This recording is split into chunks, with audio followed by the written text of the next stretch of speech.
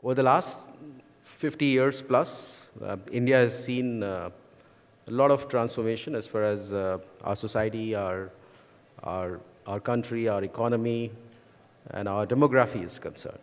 And you can clearly see that there are lots of things we have done right, and we're getting the right visibility, results, growth, attention, jobs, etc. as a part of that.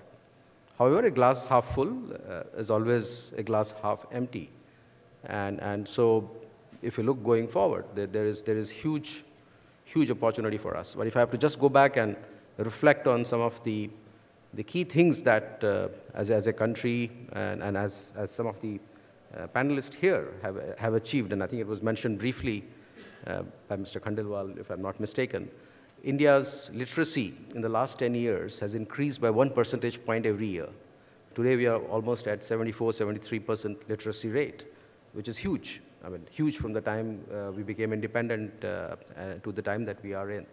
And the fact that we are doing it when we were in the 60s and taking them to 70s by adding a percentage point with the kind of demographic volume that we have to contend with itself shows that the programs, the focus, the inclusion, the setting up of government schools, the private participation, PPP to some extent, all of them are working.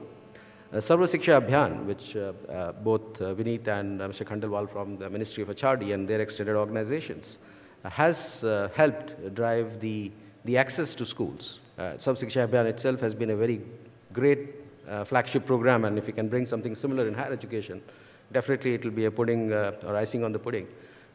So that has driven both more and more inclusion, more and more gender participation. So that if you look at the girl child to the boy child ratios, I mean, those have really leapfrogged. I mean, the literacy rate has gone up, but the number of girl children coming to schools and passing out is far more better news. And last but not the least, education funding in India. So despite us wanting more, and despite a lot of speakers not being happy with the way the system works, I mean, the government of India has put in huge amount of money to actually put money where the mouth is, right? So education funding has grown 4x over the last 5 or 6 years, which is significant. I mean, not many countries would put that kind of money on education sector. The intent and the challenge and the opportunity lies in how do we leverage this funding to deliver outcomes that matter, right? Outcomes for making our aspiration of being the #1 economy, which a lot of global investors have forecasted India to be, that by 2040, someone has said 2050, but I'll play it safe. So by 2050, India is going to be the largest economy in the world. It's a known thing. It's not a statement that has been made by the Honorable Prime Minister or the Economic Affairs Minister or someone else, but these statements have been made by big pundits who watch global countries and global economies and global markets. By the way, India became the 3rd largest economy on 1st April 2012. Not much of noise made about it because, I mean, Department of Statistics will do its numbers and come out with the data. The only asterisk that I would put on that #3 is that this is at purchasing price parity, which I think is a fair method to benchmark countries. So we are the #3 economy. We've overtaken Japan at $4.3 trillion of GDP in the last financial year. So I think that's the good news. And the good news also is that we're going to have 49 million access working age group people by year 2020. So we have the demographic opportunity in front of us.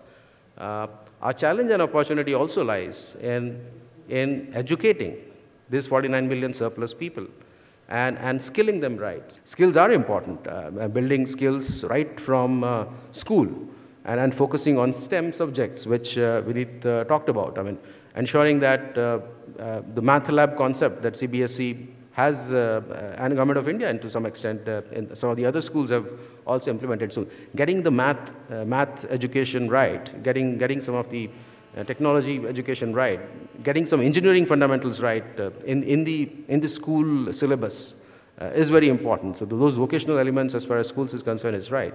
But I think what is more important, and this is something, I mean, that the team needs to ponder, the leaders need to ponder here, along with us, is that how do we get a manufacturing attitude in India?